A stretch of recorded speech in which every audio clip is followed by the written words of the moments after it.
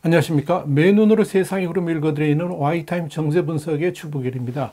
우크라이나가 헤르손주 같은 이 남부지역 탈환을 위한 공세를 강화하고 있는 가운데 2014년에 빼앗겼던 크림반도라 부르죠. 이 크림반도까지 다시 탈환하겠다, 이런 의지를 내비치니까 이 러시아가 극한 반발을 하고 나서면서 귀추가 주목됩니다.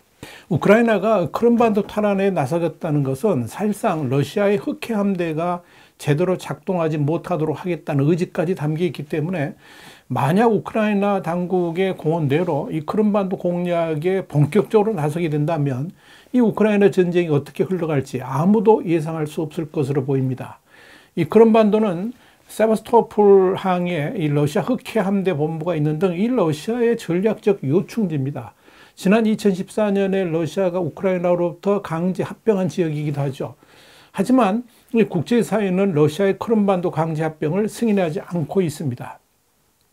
우크라이나가 크림반도를 공격해야 한다는 것은 이미 지난 7일자 영국의 더 타임스가 필립 브리드러브 전 나토 사령관의 말을 빌어 제기한 바 있습니다. 브리드리브 장군은 우크라이나가 새로 공급된 하프 미사일을 사용해서 러시아 본토와 크림반도를 연결하는 케르치 해협다리, 이걸 이제 크림교라고 부릅니다만, 이 크림교를 공격해야 된다, 그러면서 이 케르치 다리 폭파는 합법적인 것이다, 이렇게 주장을 했습니다. 크림교는 지난 2018년 러시아에 의해서 개통된 다리인데요. 크림교 개통 당시에 블라디미르 푸틴 대통령이 직접 개통식에 참석해 가지고 러시아제 카마스 트럭을 몰고 처음으로 다리를 건너는 퍼포먼스를 하면서 이 크림반도가 러시아 영토임을 대외에 과시한 바 있습니다.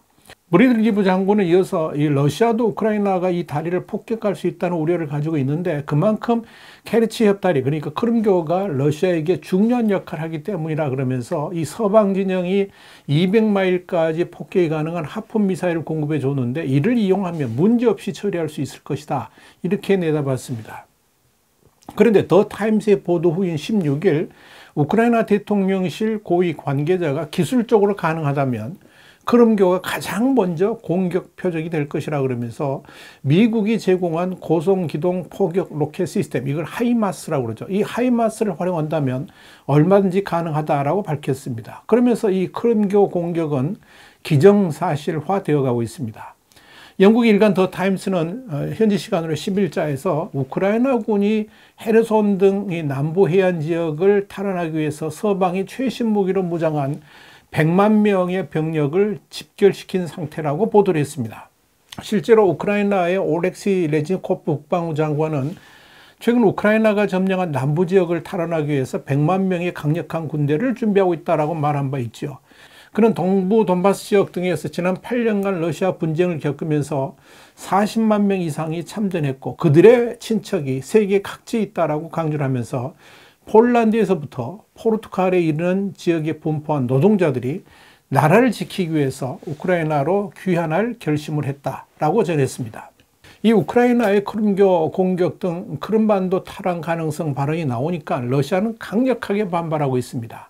안드레이 클리샤스 러시아 상원위원장은 17일 이 크림교에 대한 공격을 시사한 우크라이나 고위급 관리 발언을 언급하면서 크림반도를 비롯한 우크라이나 남부 지역에 대한 군사작전 강화를 촉구했습니다. 클리샤스 위원장은 이어서 우크라이나 전역을 무장 해제시켜서 비나치화할 필요성을 상기시켜야 된다라고 목소리를 높였습니다. 또한 푸틴 대통령의 최측근인 드미트리 메드베데프 러시아 국가안보회의 부의장 역시 우크라이나의 크림반도 공략 가능성에 민감하게 반응을 했습니다. 메드베데프는 이날 러시아의 한 방송에 출연해가지고 우크라이나와 서방이 러시아의 크림반도 지배를 인정하지 않고 크림반도를 공격하려는 것은 러시아의 조직적 위협이 될 수 있다 그러면서 러시아의 크림반도 지배를 인정하지 않으면 심판의 날이 올 것이다, 이렇게 경고를 했습니다. 핵무기를 쓰겠다는 이야기죠. 이 메드베데프는 특히 흥분한 광대 따위가, 이게 이제 대통령을 이야기한 건데, 흥분한 광대 따위가 종종 크림반도를 공격하겠다는 등 위협적인 언사를 하면서 종종 튀어나온다. 그러면서 이 우크라이나의 심판의 날은 매우 빠르고 거칠게 올 것이다.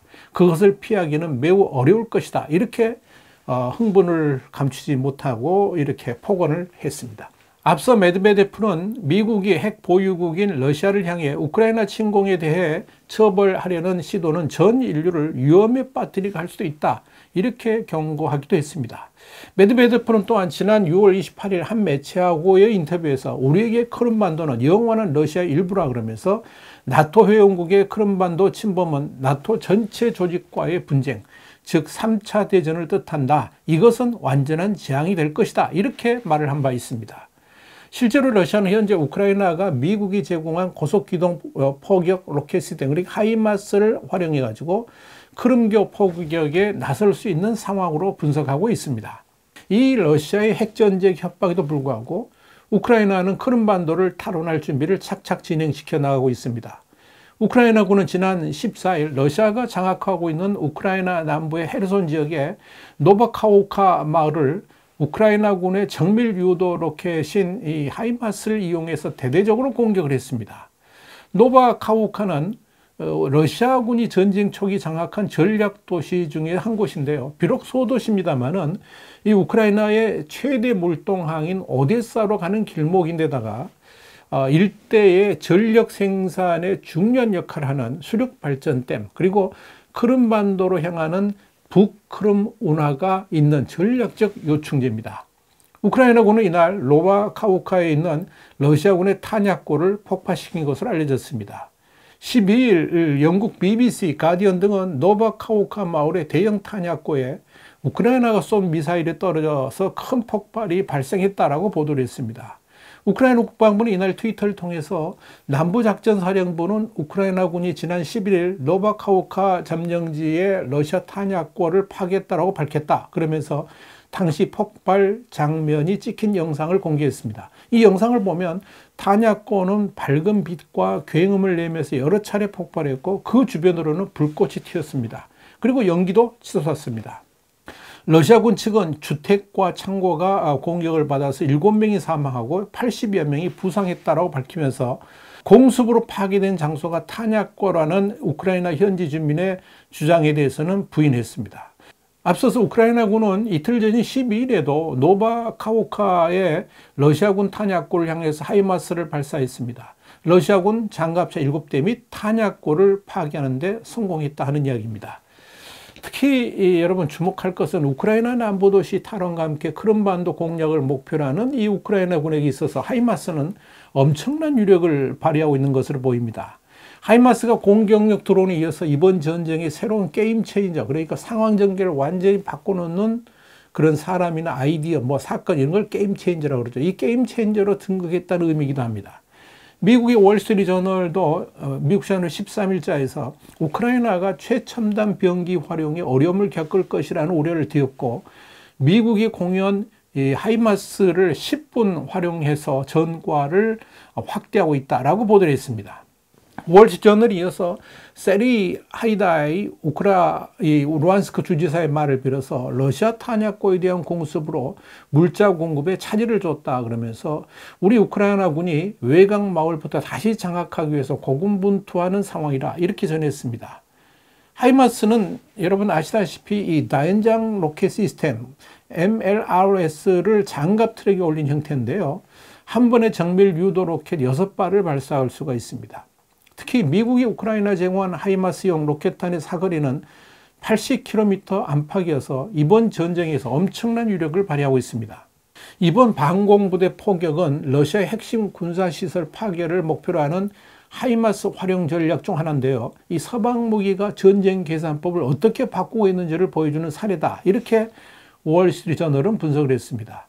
영국의 이코노미스트는 오픈소스 기반인 연구단체인데요. 이 분쟁정보팀의 분석을 인용해가지고 실제 우크라이나군이 하이마스를 동부 루안스크에서 남부 헤르손까지 전선을 따라서 공격할 수 있도록 배치했다라고 보도를 했습니다.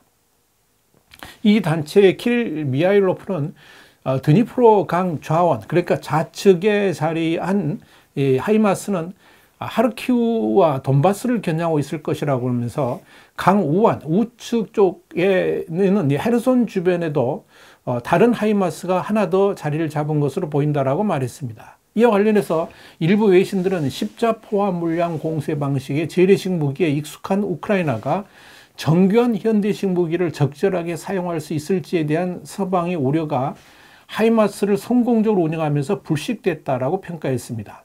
영국 주간지 이코노미스트도 우크라이나군이 유도 기능이 없는 구소련체 로켓으로 러시아 방공 체계를 교란한 다음에 하이마스로 위치정보 시스템 GPS 기반의 유도 기능을 갖춘 로켓탄을 쏘는 방식으로 타격을 극대화하고 있는 것으로 보인다라고 전했습니다.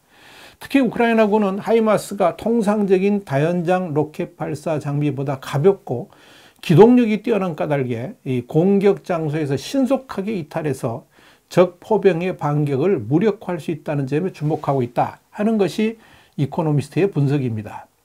실제로 화력과 병사 수에서 러시아군의 열세인 동부전선에서 이 우크라이나군이 민병피해 없이 일방적으로 강력한 공격을 퍼올릴 수 있는 무기라는 점에서 이 우크라이나군은 자신감을 회복하고 있습니다.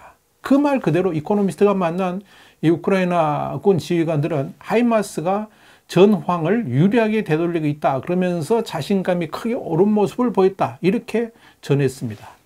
이와 관련해서 러시아 측도 이 하이마스의 유력에 크게 놀라는 모습을 보이고 있습니다.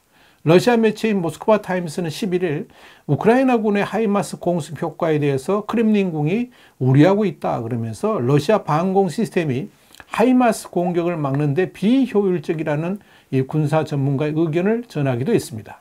결국 이 하이마스의 적극적 활용으로 우크라이나 전쟁은 또 다른 국면을 맞이하고 있습니다.